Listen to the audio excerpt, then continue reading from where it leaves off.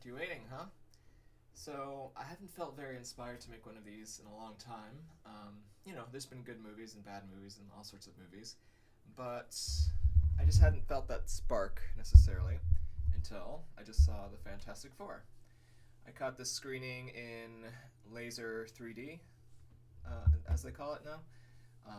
It was very clear, very beautiful, and I absolutely was blown away by this movie. I think it might be maybe near the top of my overall MCU Marvel ranking. Um, what I really loved about it is how earnest it was and how much it's just embraced what the Fantastic Four is and what they represent, and all the qualities that have made them so popular for so many years. They didn't try like sort of a cynical, winking, like, oh, look how silly we are take that they usually do for most of their movies. It wasn't set in the mainline MCU, so they didn't have all this baggage that a lot of their properties have had lately. You can just go into this movie completely cold, and they tell you everything you need to know to understand the premise and what it's all about. Um, and again, they just basically just did the thing. They made the Fantastic Four the way they have been, beloved for years. Um, the casting is extremely good. Every single actor found the character very nicely and portrayed it very well. Petra Pascal did a great job of bringing in sort of that sinister energy that Reed Richards often has in the comics, but they've never really done in any of the adaptations. Um, Vanessa Kirby was excellent as Susan Storm. Obviously the movie was all about motherhood and her being pregnant and being worried about Franklin.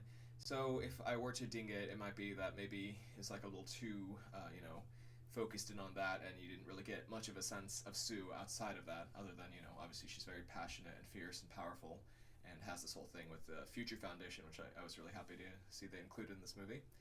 Um, so again, this takes place in an alternate reality. It's very much inspired by 1960s retrofuturism.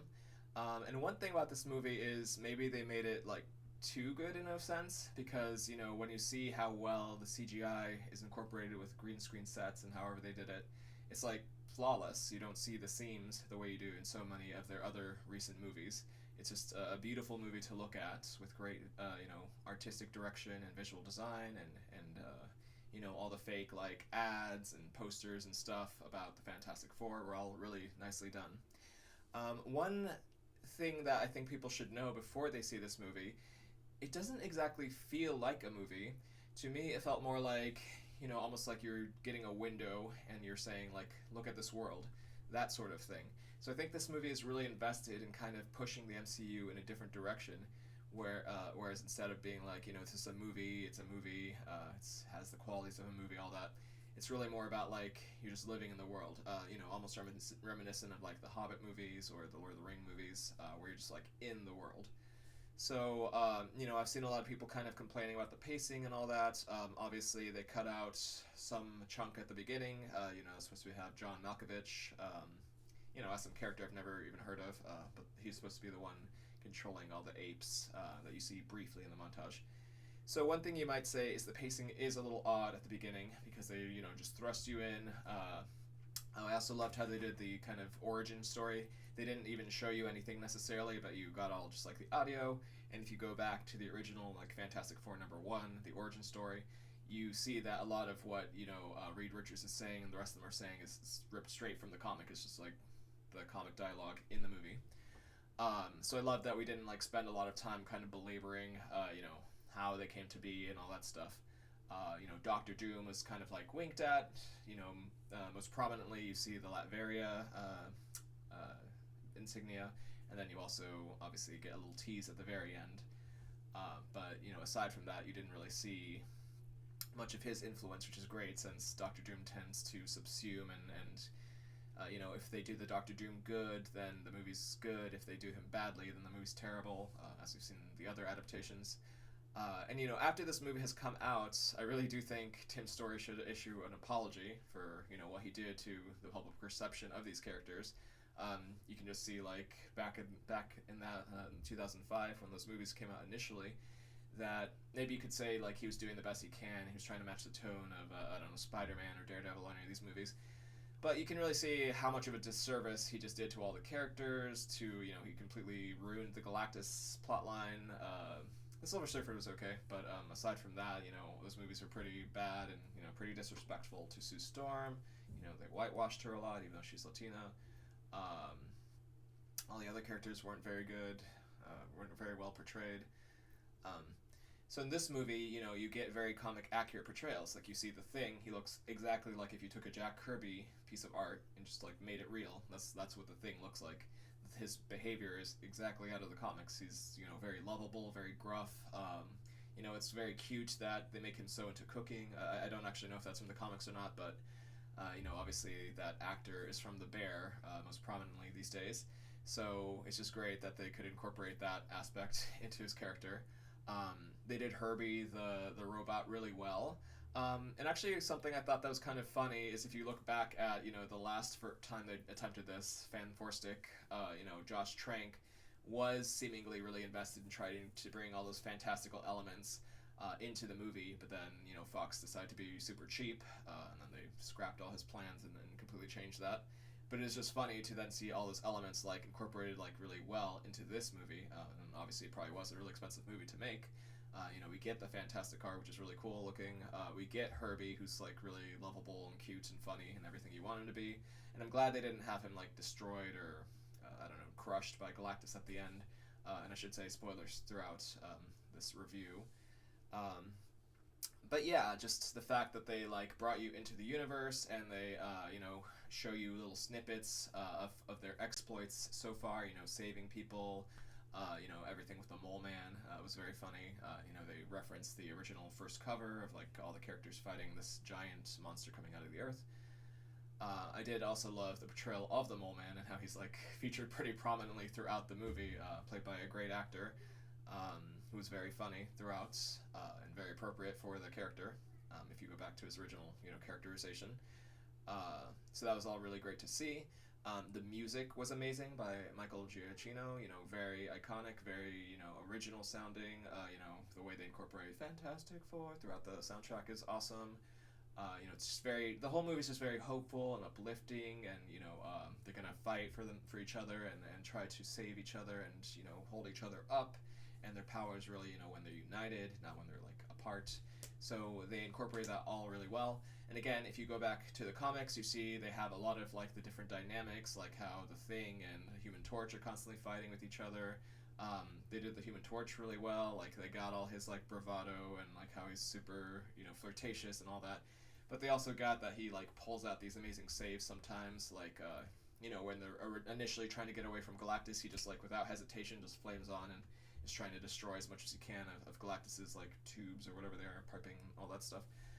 And at the end, obviously, there's this whole subplot of he's trying to decipher the Silver Surfer's language.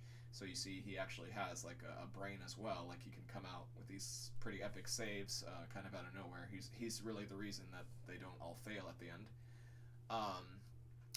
And just the fact that they took this plot line that's so well recognized. It's one of Marvel's most iconic storylines of all time. The first time that Galactus came to Earth and the Fantastic Four had to fight him off, and they, compelled the Silver Surfer, who's the herald of Galactus, to kind of turn against him. That's all, like, one of Marvel's most iconic, stories of all time. So just the fact that they just did that story, like, pretty straight, they didn't, like, Dark Phoenix it up or somehow just, like, ruin it. They didn't turn Galactus into a cloud, they didn't do any of these silly things that people feel like they have to do to, I guess make it palatable. They just did the story straight up. And I really think they took lots of visual inspiration from the Marvels. If you go back to that comic book series by Alex Ross, it's very photorealistic images of like what passerbys or what someone from the street would see of all these heroes. And I think they did a really good job of capturing that kind of feel of like, wow, this is just superheroes, but in the real world or their version of the real world. I will also say, like, I guess I was kind of worried since this was set so much in, like, an alternate timeline. Maybe it would be, like, too CGI heavy, and I'm sure it is. But at the same time, they built practical effects for the Baxter Building, that great retro-futuristic look, like, very clean and modern, and lots of, like, sleek, plasticky surfaces, and really cool-looking tech. I loved, like, a really small thing when they change out Herbie's personality to space. They like pop out his personality like it's a VHS tape, and then they put in a new one. I thought that was really cute. And also, I just loved how they incorporated Herbie throughout. You know, he's the nanny. He's baby proofing the house. He's helping them fly the ship. At no point are you like worried that he's gonna become like a rogue, dangerous AI like Ultron or any of those things, or the Vision. Um, Obviously, I think the plot was significantly spoiled before the movie came out, or people just kind of knew what it was going to be. But I did think it was, if you hadn't had this thing spoiled, it would have been a really great twist. That they're all worried about Galactus, they're trying to save the Earth, and then they find out that really it's all about Franklin, and Franklin, who has this power cosmic they call it, that's from the comic books. He has this ultimate great power, and Galactus realizes that and wants to actually abduct him and turn him into another Galactus so that he can rest. Galactus has this great line when they first encounter him that he was like, "I used to be small like you." And by the way, great acting from the Galactus actor. I'm kind of up and down with that actor. Sometimes he's really great. Sometimes I find him a little bit grating. He's perfectly cast in The Witch because he's supposed to be super annoying in that movie. But he can do lots of different types. He can have really a gruff, hard to understand voice. He can have a very like classic kind of just like British accent. He can kind of do lots of different, personality types. And in this movie, he just like plays it very straight, very stoic, very like lack of emotion, lack of, he's just supposed to be almost like kind of like a robot. As much as the Eternals didn't satisfy a lot of people, just the fact that we have that story and they primed us so well about like elementals. No, is that what they're called? Anyway, it's just these giant robots that are like, or these giant constructs that are just like cosmic and huge. And obviously, we saw in Guardians of the Galaxy, nowhere is supposed to be like a dead version of these things. I think it was really good priming to then just like the third act is basically Galactus just comes to Earth and is like laying waste to their version of New York City. And it's just great to just see all that. And they very thoughtfully, unlike all these other Avengers movies or Batman vs Superman, all this, they very thoughtfully like set it up where the Mole Man could take everyone to the underground city, so you really don't have to worry about any like human loss of life. This is almost a good movie for the whole family, except something about the existential threat of Galactus, and obviously, the very end, what happens to one of the main characters, might be a little bit dark and sinister, but largely it is very much almost like a 1950s sci-fi like space film, but with modern effects and modern sensibilities. I did also really love the way they just like leapt into the action and like as soon as they figured out what the threat was, when the Silver Surfer said all that, they got to their rocket.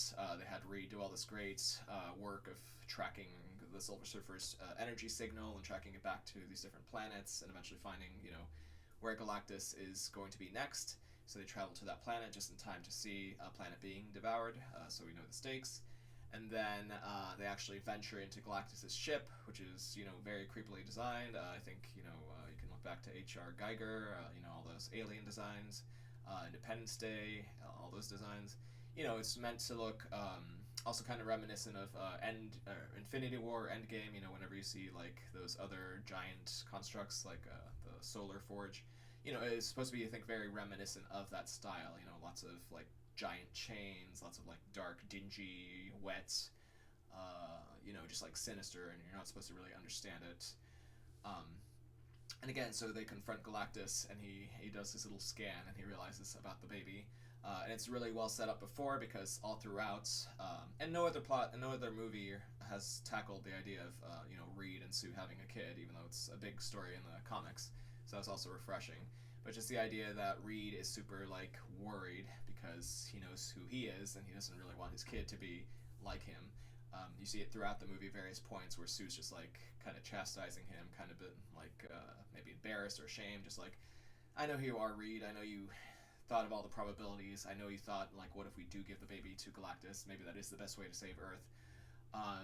And I also love, they kind of built up these plot lines only to drop them. Like they spend a significant amount of time with Reed is thinking, what if we just move the Earth entirely? And I'm sure a lot of astrophysicists, Neil deGrasse Tyson would say that's absolutely ridiculous because then gravity would shift and all the planetary bodies would not work the way they're supposed to. But whatever. You have to take it with a grain of salt.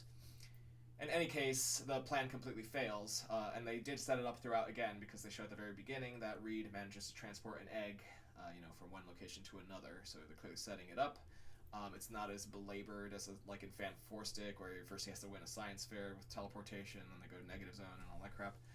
So it's not as bad as that, but essentially they build giant versions of the teleportation device, and they set it up all over the Earth. And it seems like it's going to succeed, but then the Silver Surfer comes down and starts destroying all the devices. Big explosions everywhere. So they realize that plan's not going to work, and that's when the Silver Surfer does his backup plan of showing her that he knows her language, can communicate with her, and knows kind of her history. They do a little flashback, so you get to see Julia Garner without all the silver polymer, I think they call it. Um, and I'm sure people will complain because people always complain because they're bad faith arguers with all sorts of hidden agendas. But I honestly don't know what difference it would have made if the Silver Surfer had been a man versus if a woman. Like, they serve the exact same function, and I really don't know what gender has anything to do with it in this case. So I'm sure people will complain because that's how people are. But I thought Julia Garner did a great job of again seeming very alien and stoic and flat. And her role in the film was just as good as if she were played by a man, which again we already saw with the Lawrence Fishburne version. I also really loved, it's very cheesy, but like there's various points throughout the movie where they had, the Human Torch make like big fire waves, or essentially they had the Silver Surfer actually surfing but on fire, so that was pretty cool. I think they did a great job of showing how the team, uses their different powers. They come up with one final plan. It was very reminiscent of Ghostbusters, kind of, actually, because they were coming up with one plan, like, we got to capture this guy in this trap, which is Ghostbusters. But anyway, just as they're about to trick him and make him go into the portal, he realizes that they're tricking him, and he goes to where the actual baby is, and that's when you see, all their powers really being utilized to the maximum. We have the Human Torch dropping the thing on him, which is a scene that we all see in the trailers. We have the great scene of Reed really using his powers, like stretching and flipping all over the place to try to open up his ports on his back, whatever he can do to slow him down or hurt him. We have the Thing throw an oil tanker at him, and then the Human Torch sets it on fire. And then, of course, the showstopper is Sue Storm, like, pushing herself to the absolute limit and past her limit, showing, like, how scary, frighteningly powerful she really is, because she's actually just, like, shoving him, like if you were to push somebody on the playground or something, she's just, like, shoving him back into the portal area, which, of course, at the cost of her own life. And it's also nicely set up because it seems like Johnny is going to also sacrifice himself, but then at the last second, Silver Surfer pushes Galactus instead. So it is kind of a pretty dark story beat to include in this film, that Sue actually dies, like, straight up, like, no cheat. She just perishes in her final act of, like, trying to save her baby. I did have a really good reaction, like, when Galactus is, like, coming back out of the portal somehow, and I'm just like, this guy he just won't give up. But yeah, so Sue does die. Spoilers again, obviously.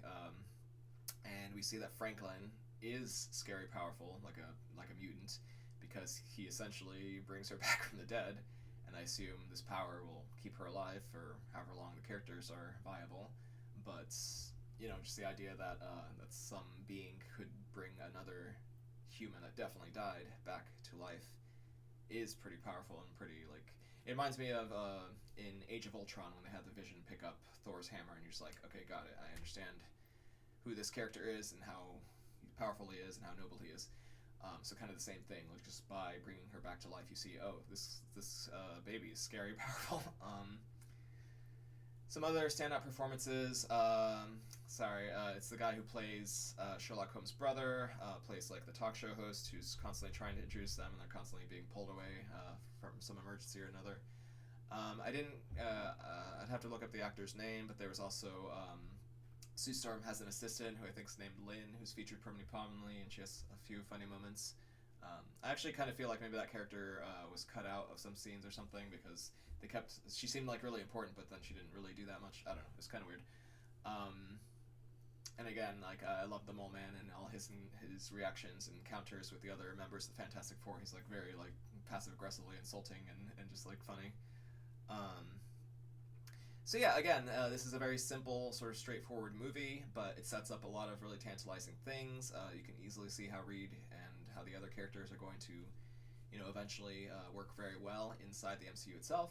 Although that is a little sad because they even mention it at one point, like, what if you guys just run away and then we won't have to worry? Um, and I think most people would probably have assumed that's how this movie would end, with them, actually just leaving on a ship and going to the MCU itself, which is obviously seen at the end of Thunderbolts.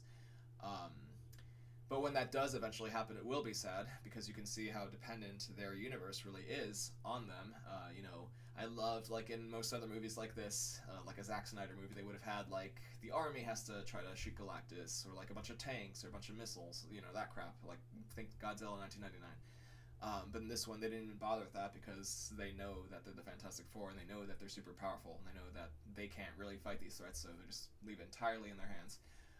A significant portion of this film was also just like that tension of them versus the public. Obviously they're super beloved, but as soon as everyone realizes that, Reed just kind of like confesses the whole thing. He's like, oh yeah, he's really after our son, and if we give him our son, then you'll all be safe. And obviously everyone hates that, which leads to a very powerful scene where Sue actually takes him out and just, saying, this is my son, and named her after my father, who lost his wife, and this, that, and the other thing, and people finally had to feel like that emotion, like, oh yeah, we were just trying to give over this baby. It's very like a modest proposal sort of scenario. Um, but yeah, again, I thought the writing was really great in this movie. The direction was amazing. Has a lot of compelling themes. They have lots of cute little scenes, like the Thing is trying to impress a bunch of kids at I think it's like a synagogue or something, like a Jewish school. So he like picks up a car just to impress them, and Natasha Lyonne is there, kind of being set up as his love interest. And great to see that character and actor as well, although I would have liked to see a little bit more of her throughout the film. What else? Yeah, I just feel like this movie kind of stands for itself, and if people see it, then they'll kind of know what's good about it. Like, it's just very refreshing. Like, I just saw the Thunderbolts. I thought that was extremely good, but compared to this movie, that movie's bad. But it's not bad. It's actually really good. But I'm just saying that's how good this movie is. It's just like a really refreshing breath of fresh air. Clearly, they took lessons from the past failures. Clearly, they took lessons from The Incredibles, which they also own. To just make like a super classy movie that feels pretty grown up in its themes, and like concerns about parenthood, concerns about like, am I a good person? Johnny trying to reckon with he clearly feels a lot of sympathy towards the Silver Surfer for whatever reason.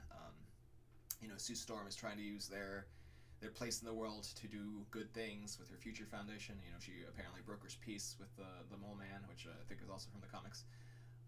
And we, the viewer, know that Namor has already been established in Black Panther 2, so it's only a matter of time before Namor will interact with these characters, which is obviously super exciting given his role, given his interaction with the Fantastic Four throughout the ages, and also exciting to consider whenever they go to Wakanda or something like that. This is a really entertaining movie with lots of really good humor. It's not too dark, so I think a kid would probably enjoy it. It does have kind of that existential terror of like something is slowly coming to destroy the world, sub a nuclear bomb, sub I guess a stupid gas cloud like in the other movie. But it's just the idea that something will destroy the world and there's nothing these characters can do about it, which is very scary, but maybe more scary for an adult. And again, it is just great that they just go full kaiju at the end and just have Galactus like kind of like running through the earth. When he initially gets to Earth, he like picks up some like dirt and trees and stuff, and he like kind of sniffs it. I really thought he was just gonna go and like crunch on it, which I think he kind of does in the comics. It would have probably been stupid, but it would have been funny. I heartily recommend this movie. Even if you're feeling burnt out with superhero stuff, even if you're like kind of over the MCU, like this movie really does stand on its own. And I think they've tapped the same director. I think I read this to direct the X-Men movie that they're obviously going to make. So if they just follow the same cues as this movie for the X-Men movie, it'll be a huge giant hit. And if they're obviously super beholden to the Fox X-Men universe for now, but Again, if they just do kind of the same thing, like retro-futuristic, maybe they're in their own dimension and get pulled into this one, which they kind of did establish in the Marvels. I think it'll be great. And again, I really think the rest of the MCU will kind of keep following cues from this one, being like we don't really have to keep setting everything in like a world that's essentially ours, but off by a little bit. Um, we can like do more experimental things like this. We can really empower the filmmakers kind of like they used to do, but then that kind of got lost along the way. Um, and yeah, just keep putting out quality movies with like solid writing, where you're not like second guessing and changing things all the time, like probably what happened with the Captain America movie that just came out. Have really compelling villains, a huge threat, although it doesn't always have to be a huge threat. And it seems like they are following these cues for, at least the next Spider-Man movie. They're taking it very much back to basics. And who knows, what's in the works after that point. Obviously they're super focused on doing a proper introduction to Doctor Doom and all that stuff. So yeah, there's no reason to doubt that the MCU isn't in a kind of hopeful place. Maybe a bit of an upswing after all the turmoil with, obviously they had to pull out of the Kang storyline. They had to kind of cancel all those plans, which I would love. I really hope they didn't write like a tell-all book eventually after Doomsday comes out, where they can just say like all the behind-the-scenes things, like, oh yeah, we had this, and this planned. Here are some script pages that we had. I never really found Kang compelling, regardless of Jonathan Majors. So I'm kind of glad that all fell apart a little bit. I don't know. I just don't find him very interesting. Like, I think in the comics, the most interesting about Kang is that he's supposed to be the great descendant. Descendant of Reed Richards. So that would have been like compelling if you actually. Maybe that was the original plan to tie it in with Fantastic Four. I have no idea, but I'm glad that kind of fell apart. And Doctor Doom's obviously a way more compelling villain, and they probably should have just done that to begin with. Although I'm sure their plan was to go Kang, and then maybe Kang gets taken out by Doctor Doom or something, and then he takes over. I'm not really sure, and I doubt we'll ever get references to Kang again. But anyway, like I said, I really think this is. Like, again, it has sort of a different feel than most typical movies. Like, it doesn't really feel like a movie. It feels more like you're just, like, experiencing a week in the life of these characters or something, which I personally found really refreshing, especially, I saw it in 3D, like I said, which was really nicely done, and it didn't seem, like, too dark or anything like that. It was all very clear, and the action was very beautiful. So yeah, I definitely recommend this movie. Go check it out. I'm not really sure why it's not doing very well at the box office, but I hope it keeps getting, positive word of mouth, so people can see, what they cooked up and that it isn't bad. And it is possible that people are just kind of burnt out on Fantastic Four specifically, like, because they made so many bad movies. But this definitely isn't one of them. This is the best version of the Fantastic Four they could possibly capture. I will say maybe it is hard to do Reed's power set of him stretching and flipping around all the way in a way that's, like, super realistic. But I don't know. Aside from him, like, every other character's powers is really cool looking. They have the invisible with like sparkle, kind of invisible sparkle thing, kind of like what they did in Multiverse of Madness, where they had Professor X use his powers and you saw like the 60s, ring around his head thing. I love everything like that, where they're just like referencing the original look of the powers from the comics. So yeah, I'm not sure. Hopefully, again, it'll get positive word of mouth. I'm sure it'll be huge when it hits Disney Plus. People eventually realize that, like with the Thunderbolts, they were like mistaken to kind of sleep on this. It is definitely a great time at the movies, and Galactus is obviously wonderful to see, in full Panavision or whatever. So yeah, check this out, even if you're kind of hesitant or feel burnt out on superhero stuff. I still haven't seen the new Superman movie, so I'm excited to compare the two, sort of. But I'm sure they both are good and can kind of stand alone, and there's no need to kind of like be like versus or like who's the better version of this thing. So yeah, I think it's a positive time for superhero movies, especially after some upheaval and everything Sony was doing to try to ruin people's perception of Marvel movies and all the DCEU, all that stuff. But now I think it seems like the right people are in charge and they're making really good decisions. So yeah, check this movie out and subscribe and like for more content just like this.